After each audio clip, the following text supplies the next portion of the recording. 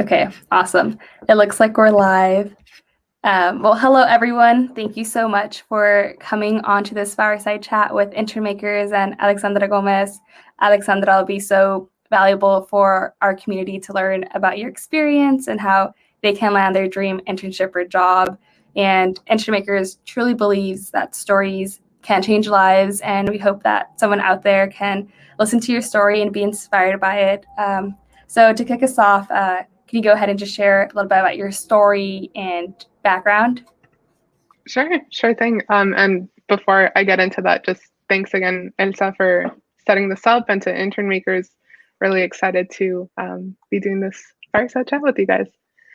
So a little bit about me. So I'm currently a business operations analyst at Cisco Systems, based in San Jose, and I've been at that role for about 3 years now. Before that, I was studying at the University of Arizona at the Eller College of Management, specifically focused on management information systems. And while there, I also minored in global business and Spanish and ended up graduating in about 2017. I'm originally from Nogales, Arizona, which is a small US-Mexico border town in southern Arizona, and it's a really close-knit community with really rich, proud culture, as the majority of the population is Mexican. So that's a little bit about me. Yeah, that's awesome. Thank you for sharing a little bit more about your background, Alexandra. We'd love to hear what made you want to pursue a role in the tech industry. Sure. So for as long as I can remember, I was really the tech savvy one in my family. I was always helping my family or family friends out whenever they were using their computers. And I think a lot of people in our generation fall into that sort of category. Um, so once I got to high school, I joined some computer networking classes. I took web design classes, computer support classes where we take apart and build computers and fix computers. Um, and eventually, I also got involved in leadership positions at the school's computer club. So even back in high school, I had that interest in tech and computers. So once I got to university, I had switched majors into MIS, and it seemed like the perfect type of major for me because it related that interest to computers, but still had that practicality of involving like the business fundamentals and foundations. Yeah, that's super cool to hear that you've always had like that passion from tech like early on. Kind of similar to you. In my family, I'm always the one like helping like my parents out with any questions they have with their phones or like on the computers and such. So Oh, cool to see, like, definitely. yeah, cool to see like that similarity. We'd love to hear a little bit more about like your life outside of work. Mhm. Any like fun hobbies that you've maybe picked up during quarantine? Yeah, I mean, we're all picking up fun hobbies now. So outside of work, I usually spend my time blogging. And blogging through Latina Tech, which is an Instagram-based blog that I started earlier this year, trying to share career advice and just insights as from my experience as a Latina who is in tech in the Silicon Valley. In the rest of the time, I'm also staying involved in the Latinx community. So I've been involved in a few nonprofits, um, which are the Latino Community Foundation. And recently, I also volunteered with the marketing committee with the Latina Coalition of Silicon Valley. But to relax and really, the more fun stuff, I like watching Netflix like everyone. I've been hooked on the British baking show. I love doing video calls with families and friends and board games. I've been getting into board games recently, and I've started getting back into painting. So that's sort of what I've been doing to de-stress and to relax after work hours. Yeah, that's sweet. I like how there's very different activities that you like to do. I guess diving deeper, you mentioned you like to, or you started blogging. Yes. Would love to hear what made you want to start that. Yeah. So for me, we're all scrolling through Instagram all the time, or at least I am. But I noticed that there weren't a lot of people that looked like me that had similar stories to me. And I had the thought, like, I'm probably not the only one who is feeling that way. So I figured, I don't lose anything from sharing my story, and maybe it'll help someone at the end of the day. As long as anything I say is helpful to at least one person, I think that's worth it for me. So I started recording, what I've learned from business school, from my interview experience, from everything, and I'm starting to apply it to that blog. So um, earlier this year, I think back in August, I started just a general like mini series where I would walk through, resume building. And this month I'm focusing on how to build up your LinkedIn. So little things that you wouldn't necessarily learn in like a class, but there are things that I've picked up along the way. Nice. Yeah, I think that's so important. Just kind of going back to like your point, how in college you don't really learn, or like in high school you don't learn about like LinkedIn or your resumes. Also, if anyone's interested in following Alexandra and her blogging, I think you can see it. You can go to follow her Instagram at Latina Tech. I've really enjoyed just looking at the content that you've been posted on there so far. It's been really helpful. So yeah, I really encourage y'all to follow her. Shifting gears a little bit with like work from home environment going on, how have you adapted to the virtual environment? And are there any like tips for interns or new grads that might be starting their job virtually soon, or even doing classes online now? Yeah. So I was definitely someone who was very used to being in the office every day and, being in meetings with my team, catching lunch with friends, on campus events, all of that. And for it to just suddenly stop was very shocking. And I think at first everyone kind of struggled a bit with the idea that we're now fully remote and we have to readjust our routines as we've built them up to be. Um, now that now that we're all 7 months in, I'd say that I'm pretty well adjusted to working remote. Um, I think the benefits of it are obviously flexibility that you get between the blend of work and life. So I can go from like a meeting on my patio to making a quick lunch to then going back to doing a presentation. And that is just something that's so unique.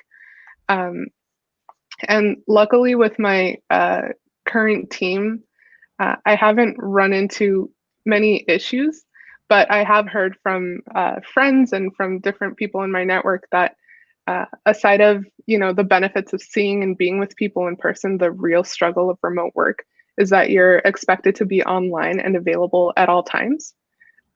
So on my current team, I haven't run into that, but I recognize that that's happening like elsewhere, and that ends up leading to burnout, sometimes stress, anxiety, depression. So it's just important to recognize that.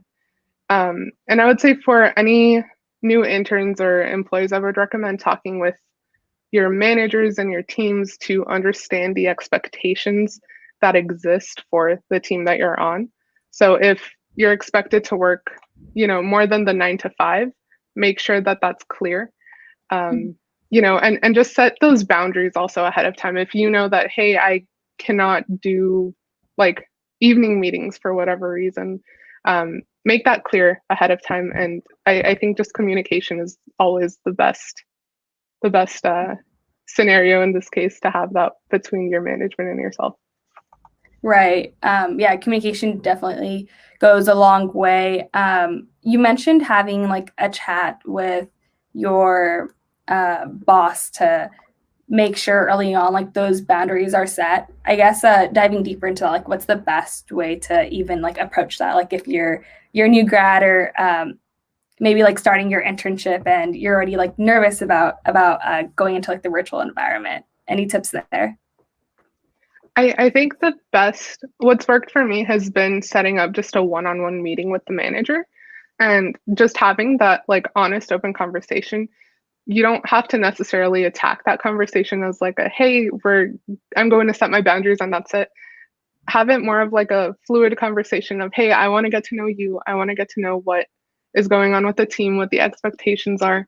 And sort of in that, you'll find out what the expectations are, what the boundaries are, how long you'll be expected to work, or, all of those different aspects of it. But you really just have to start and take the initiative and set that meeting up, because sometimes, managers won't do that, which is fine. They're also busy. But if you do that, it'll show initiative, and then you benefit from finding out the answers that you and your manager talk about. Nice. Yeah, I love that. And another tip that was really helpful for anyone that might still be in college is to really like take breaks between your classes and like study time. If you have anything else to add there, any other tips, would love to hear them. Yeah, I mean, I think it's so important to really just take breaks, and that is something that I was going to bring up later. But if I could go back in time and tell myself, some piece of advice, it would be to take breaks.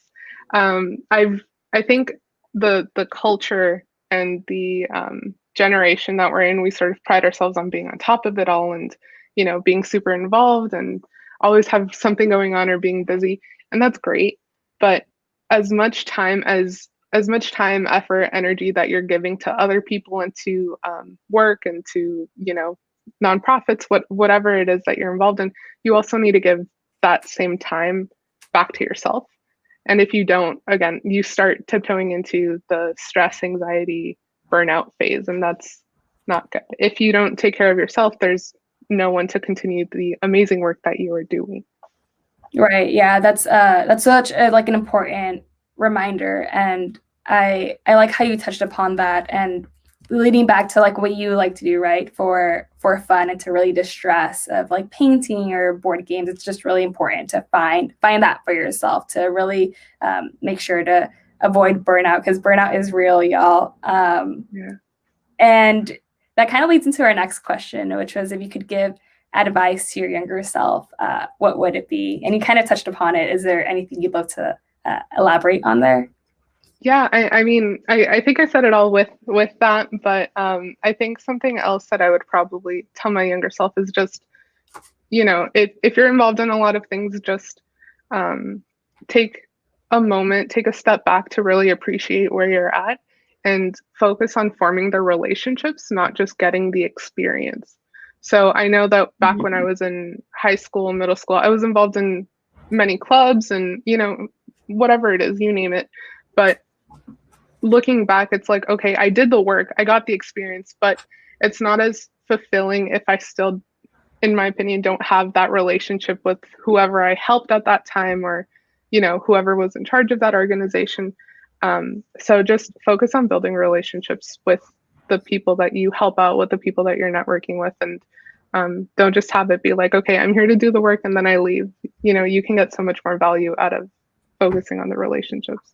Right. Yeah, I love that emphasis of building your network. At the end of the day, like, network it's huge, right? And you never know, like, maybe your colleague that you like interned with, later on, y'all can like help each other out.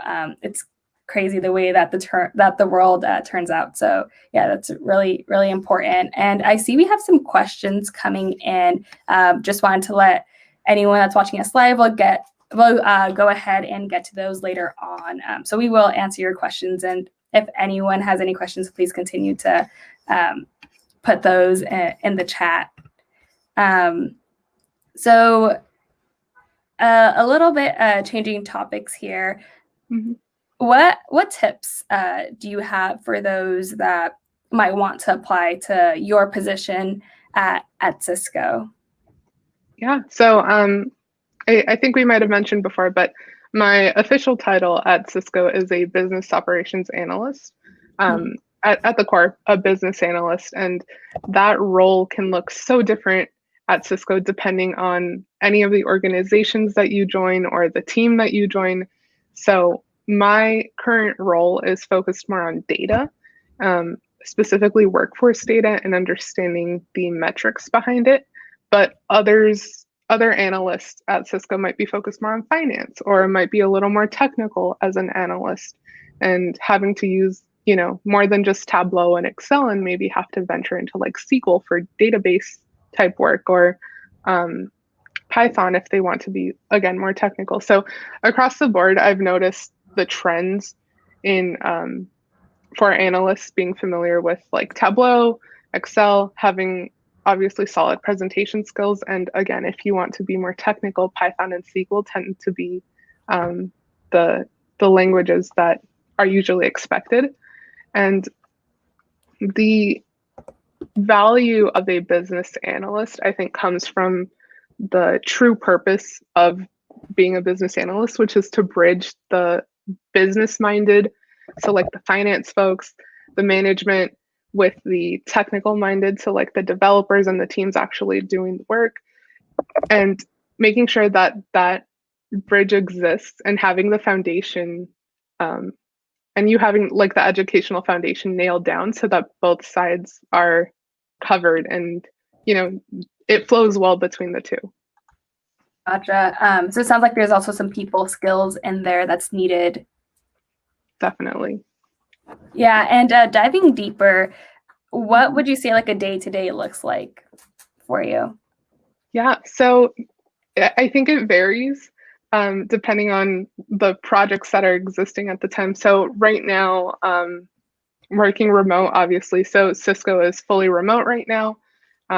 So I usually do my 9 to 5, but I appreciate that it's also very flexible, that I don't need to do 9 to 5 exactly.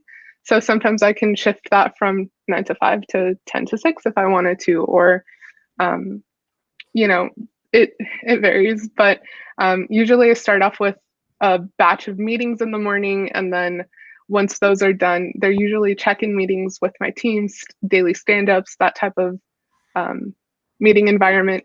And then I go straight into like my data work. So then it's just individual time for me to just heads down data work on Excel and just go through my workforce data, make pivot tables, dashboards, that type of stuff.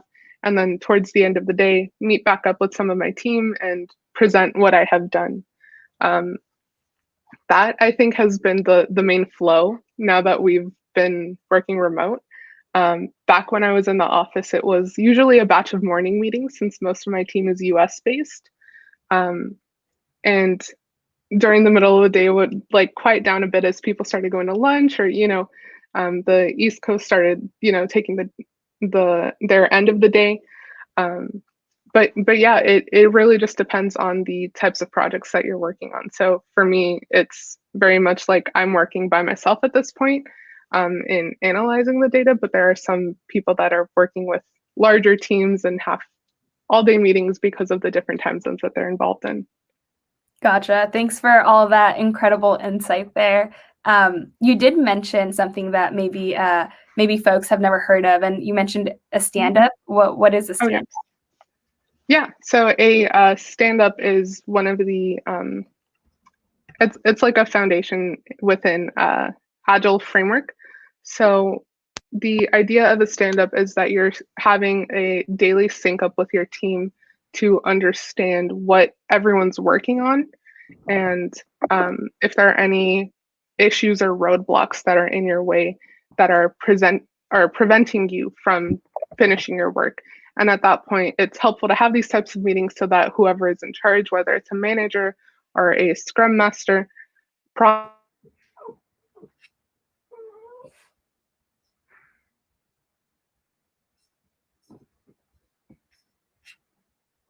I don't know if my internet cut out. Yeah, you cut off a little bit. Could you maybe repeat the ending again? Yeah. Essentially, this is all a part of the Agile framework. Daily stand-ups are a way for you to check in with your team and ask for help if there are any roadblocks in you delivering your work. That's, I would say, the basis of it. Yeah, there's a lot of incredible insights in there, y'all. So thanks for diving deeper into that, Alexandra. And curious to hear, like, what tips do you have for those who might want to land a job or internship at Cisco? Yeah, so I think first I would recommend understanding the values, the mission of the company, and that's something that really led me to Cisco, is that I read through it, and I really just related to it. And when you relate to a company's like values, mission, vision, all that, it is a lot easier to picture yourself as one of their employees. Um, and one thing that I like to say is that I really like working for Cisco because of the people. So they get to be their authentic selves, I get to be my authentic selves. So if you get into an interview at Cisco, my main advice would obviously be yourself. And that might sound kind of cliche, but um, I know that everyone who applies is going to be very experienced or have a lot of skills, and that's great. But also let your personality just shine through in your interview, because skills and tools can always be taught, but someone who meshes well with the company and its values, that can't always be taught, and it's a better fit um, in those types of cases. Right. So, but yeah, just make sure that, you know, if there is something that, if there is a role that you're looking to apply to, so let's say someone's looking to apply to a business analyst role, read through the description and try to match up the like keywords or the, you know, words that are mentioned in the job description on your resume if it applies. And if it doesn't, you know, make that clear in like the interview, right? That I don't know SQL, but I'm willing to learn, or I have started taking SQL courses because I'm interested in learning that side of the house. So just like pivot your resume, pivot your communication with the recruiter, or, you know, in the interview to really show that if you don't have the skills, it's okay. That can always be taught. I like that. I like how you emphasize that skills and tools can be taught, right? We can always learn that. But your personality and like who you are, like that's what can really like shine through in interviews. So yeah, I really like you emphasizing that point. And do you know, by the way, like Cisco is offering like opportunities right now for new grads or those seeking an internship? Yeah, I'm not as familiar with the internship program as I wasn't hired through that, but I think there are some openings right now. Um, I think there might be more for university hires, but again, don't fact check me. But if you are interested, if anyone on the live is interested, you can check out jobs.cisco.com and apply. We'd love to have you guys join. There are a lot of opportunities, a lot of organizations. So if you see something that's like a good fit for you, just go ahead and apply. And hopefully we'll have you join soon. Yeah. Check out jobs.cisco.com, y'all, and just apply and see what happens. You mentioned that you were hired not through the internship. So can you maybe share a little bit more as to how you were? Yeah, definitely. So I was hired, oh gosh, yeah, 3 years ago, I want to say. Yeah, 4 years ago. I was finishing up my major in university MIS, again, for those of you who hadn't joined. But I was finishing up MIS, and I ended up getting a scholarship to attend the Grace Hopper Conference, which is a women in tech event. And I had nervously done all my research of which companies were going to be there because there was a huge career fair. And it's really funny. They give you this like giant book of everyone who's attending. So I sat there like early that morning. I was like, okay, I want this company, this company. And I ended up stopping by the Cisco booth because it was like this huge thing and there was a lot of, you know, cool swag, which everyone gravitates towards. And I had submitted my resume to like all of the companies beforehand and had gotten a call back from Cisco for a fireside chat. So not even an interview, just a casual chat with one of their HR execs. And it was this like group of, I don't know, maybe like 20, 30 girls just sitting around in a little circle listening to an HR exec speak. At one point, I don't remember the time, but a certain time hit. And everyone started getting up one by one saying, oh, I have an interview. Oh, there's a new session starting. So everyone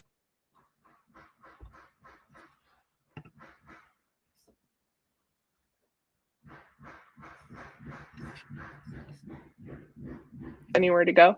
And I think that was the best thing I could have done because we quickly bonded over, again, focusing on something I'm passionate about and letting my personality through, we ended up bonding over, diversity and inclusion, as I was pretty involved in that in college and high school.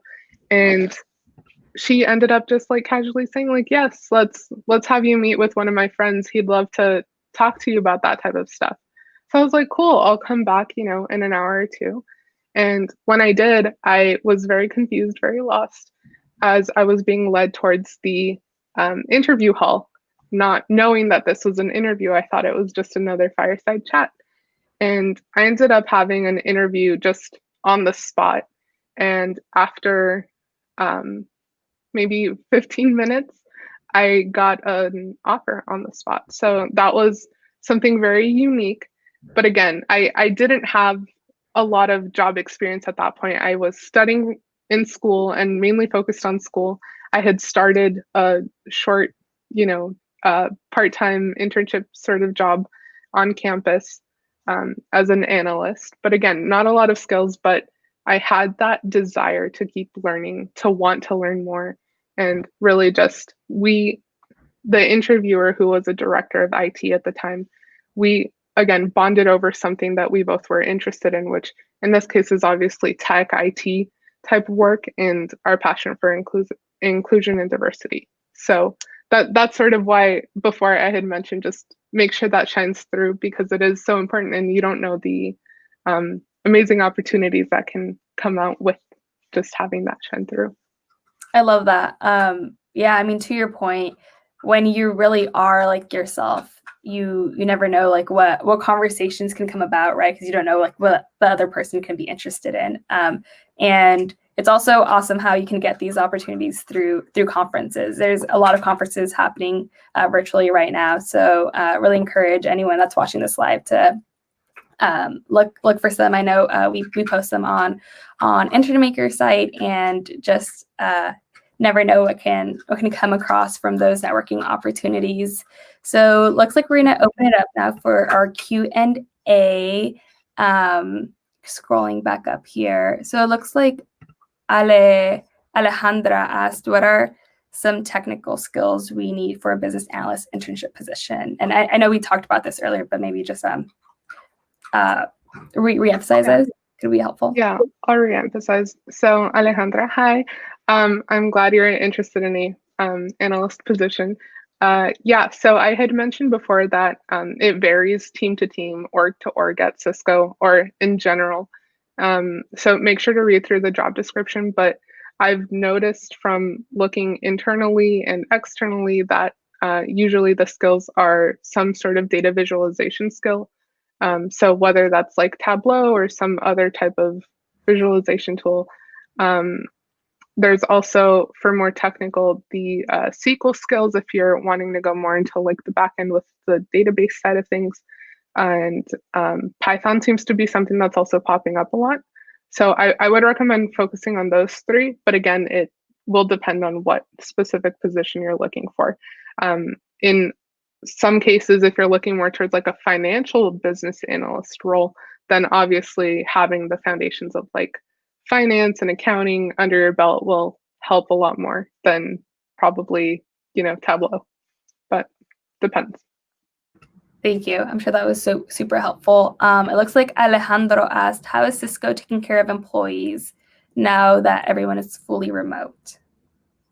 They're doing a pretty great job. I don't know if you guys know, but we just found out today that we were actually voted again the #1 best place to work.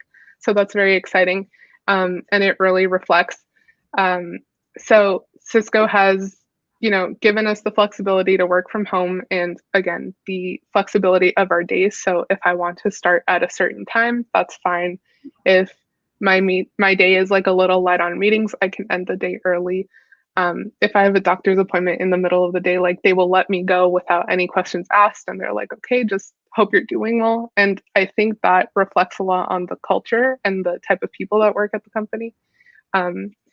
What I've also really appreciated is that there have been, I think, three days that Cisco has given us throughout a couple months where they're just like, okay, you guys need like a mental health day.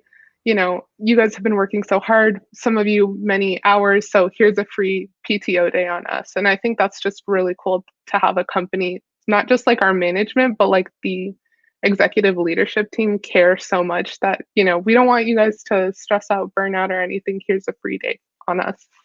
I think that's just really telling.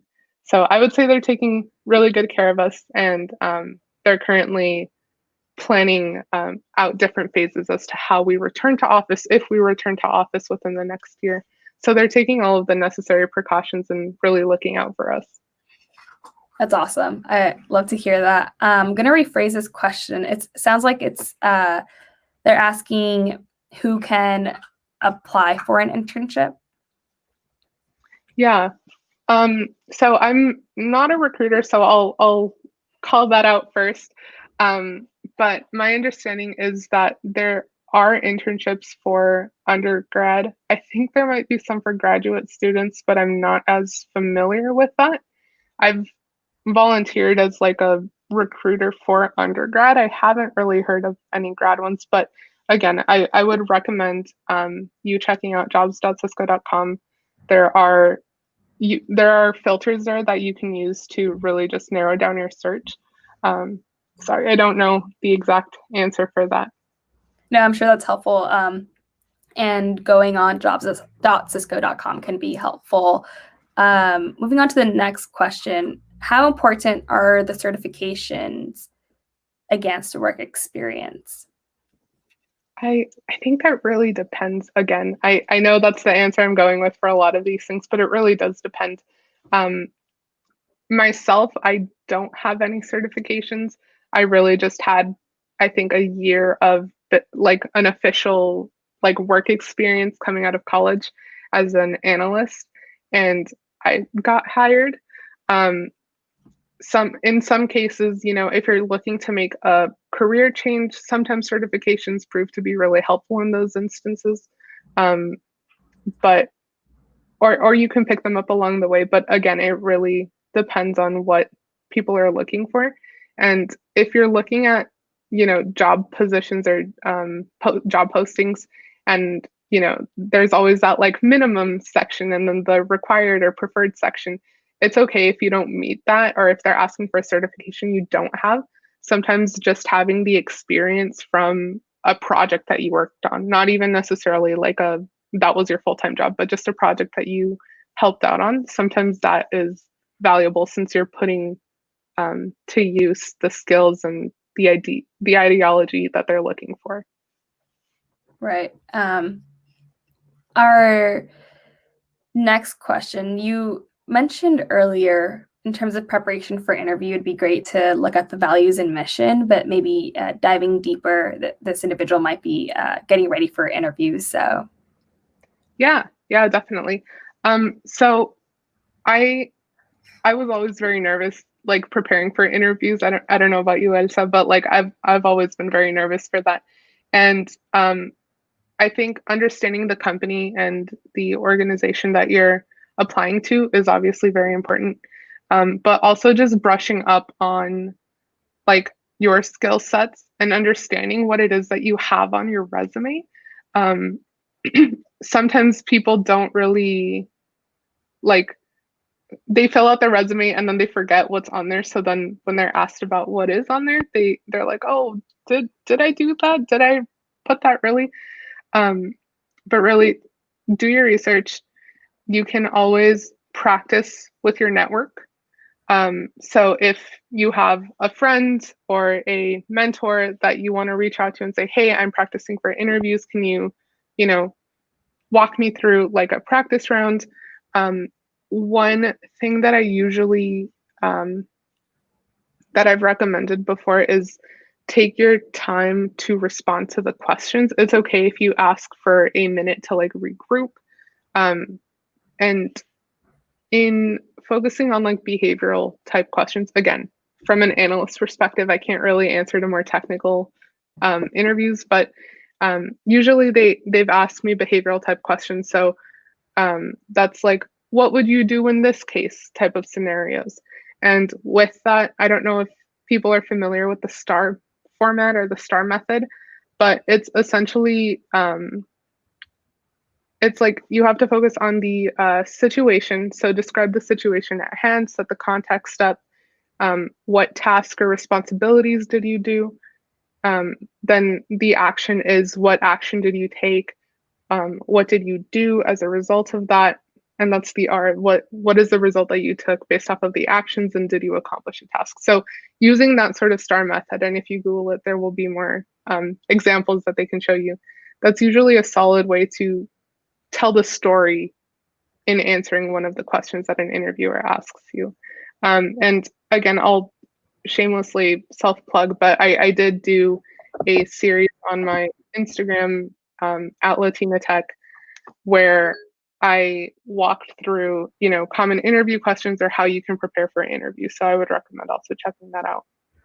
Yes, definitely follow Alexandra. And I mean, to your question, I also get very nervous when it comes to interviews, but what has really helped, even in terms of getting mentally prepared for the interview before the time comes, is really breathing exercises and like power posing. That kind of really helps get me like in the mindset.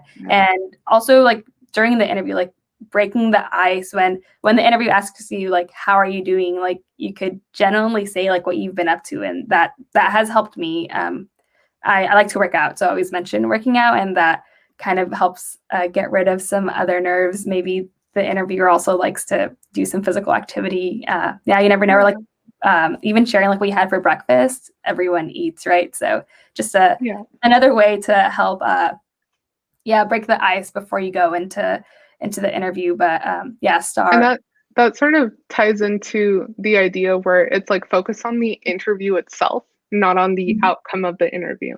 You're having a it's like between us right now, we're just having a conversation right now. And that's what I think interviews should be like. It shouldn't be this, okay, I'm going to get drilled with questions. It's a conversation.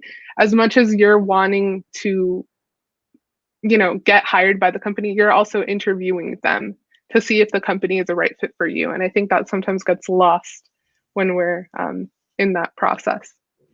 No, yeah, that's another amazing point, that like the company can be amazing, but if they don't like take care for the employees, or depending like whatever resonates with like your own like values, if that's not seen through the interview, like that's something that should definitely be like a red flag, just because this is probably a company you're working with for so many years. So you want to make sure you can always bring your like best self to work and do your best to work. Exactly. Okay, moving on to our next question. Does Cisco have any program for new grads in IT? They do. So I was hired through the new grad program within IT, and they really start you off in a small cohort, which is really nice. You get to know the people who you really get to know them as they're all hired at the same time. You go through a couple of days of orientation, and that sort of network and group always just exists through your time there. So I think we spent mainly the first month together, but we all pretty much have stayed in communication since then. And that's really special, as everything can change in 6 months. So some people start moving teams within Cisco, and that same group is still there and still there to support, and they understand because they're going through it all with you. So they do have a program. Again, would recommend checking out the jobs.cisco.com page. I think there's a tab for university hires, and that might give you a little more details and insight into what that looks like. Awesome. So as a MIS major, what network or technical tips would you recommend for students? Network or technical tips? I mean, I don't know if I fully understand the question, but if that goes back to sort of the question on like skills and what I would recommend focusing on, focus on your database courses. SQL seems to be, again, popping up a lot. Python seems to be popping up a lot. I didn't study Python in school. I studied Java. I took a course on Java, I should say.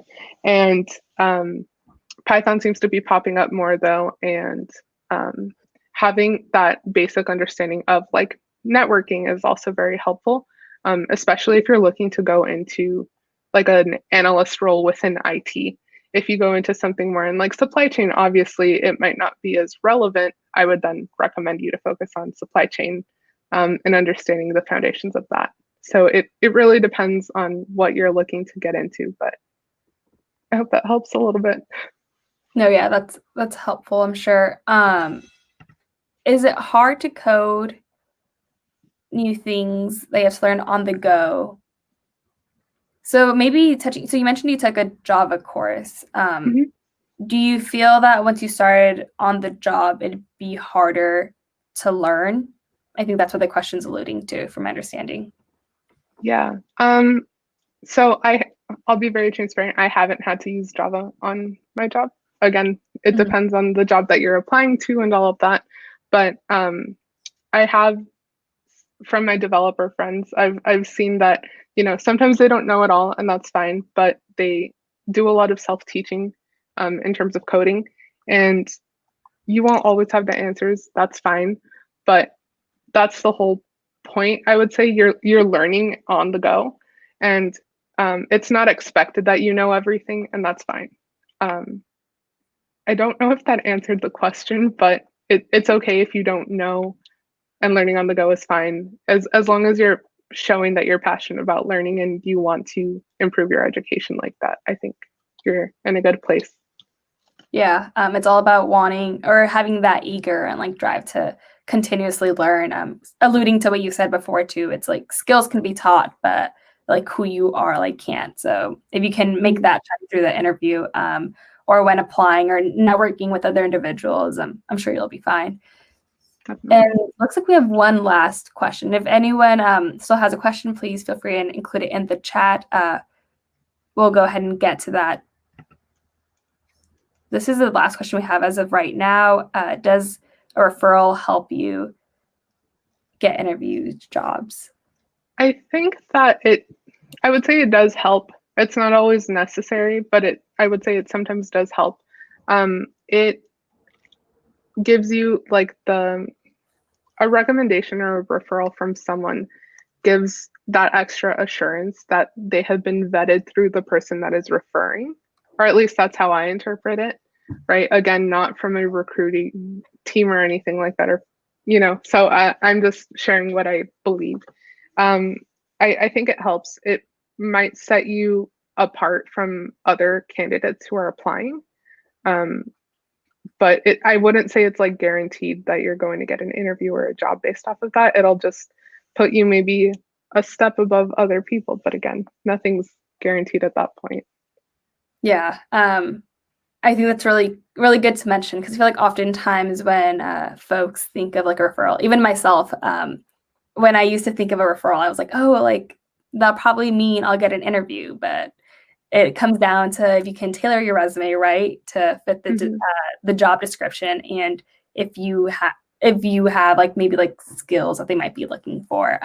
So tailoring your resume, I think, is what it can be more helpful if you have a referral or not. Definitely. And that's actually something, again, that I mentioned on the blog, but I did some research, and there's this thing called an applicant tracking system. So as you submit your resumes online, there's this tool that just compares, the words on your resume to the job description or to certain keywords that the hiring team has like highlighted. So if the more of those words that are on your resume, which is why it's important to tailor to each job that you apply to, the more words that match, the better your resume will look, the more likely it'll be that it'll stand out and you'll be moved on to the next phase of that interviewing process. Yeah, you shared so many gems, Alexandra. This is amazing. It looks like another question came in. Again, if anyone watching live has any question that we haven't answered yet, please go ahead and put it in the chat. But it looks like Valerie is asking if Cisco considers candidates who might come from a non-conventional background. Yeah, Valerie, that's a great question. Yes, they do. Obviously, not me, but like I have some teammates in the past who have come from non-conventional backgrounds.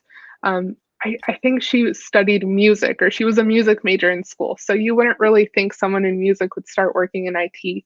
But again, they had that passion and that want to do something different. So they started applying to like an analyst role. And now they're currently managing like a service management based team.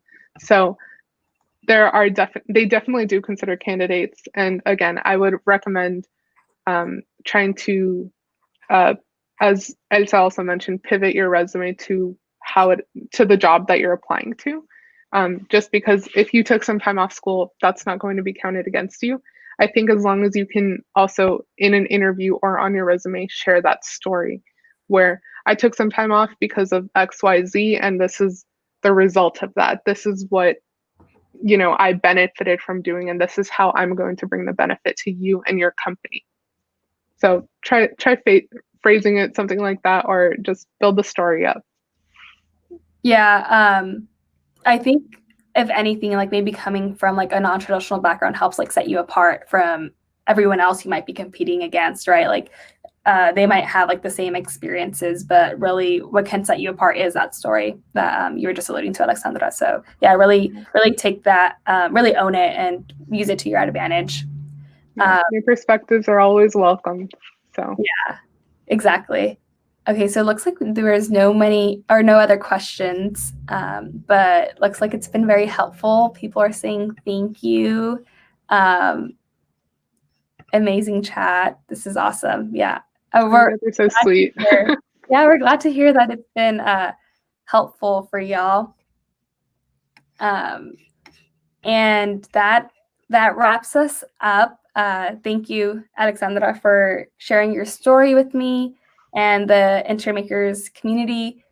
To those watching live, we hope it was helpful for you. And if you have any questions or follow-ups, feel free to reach out to InternMakers, or Alexandra included her LinkedIn in the chat, send her a personalized invite, and we'll do your best to help you out. You can also find Alexandra on Instagram at Latina Tech.